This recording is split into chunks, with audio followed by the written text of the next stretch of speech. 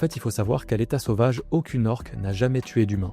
La dernière histoire, elle est un peu plus connue, mais elle reste tragique pour tout le monde. On va parler de l'histoire de l'orque Tilikum. Capturé en 1983 à l'âge de 2 ans dans les eaux islandaises, cet orque mâle est devenu mondialement célèbre pour des raisons dramatiques. À tel point qu'un film documentaire lui a été consacré en 2013, Blackfish. En fait, il faut savoir qu'à l'état sauvage, aucune orque n'a jamais tué d'humain. Jamais. C'est pas compliqué, on a recensé uniquement 4 morts humaines par des attaques d'orques et elles ont toutes eu lieu à chaque fois en captivité. Sur ces 4 victimes, 3 ont été causées par Tilikum, d'où son surnom d'orque tueuse. C'est un énorme mâle reproducteur de 6,9 mètres de long et qui pèse près de 6 tonnes. Tilikum, il a passé la quasi-totalité de son existence dans les bassins de SeaWorld Orlando en Floride, où on lui faisait faire des spectacles pour les visiteurs du parc. Une vie vraiment triste pour la plus grosse orque en captivité. En 1991, Tilikum commet son premier meurtre. En 2010, Tilikum fait une dernière victime.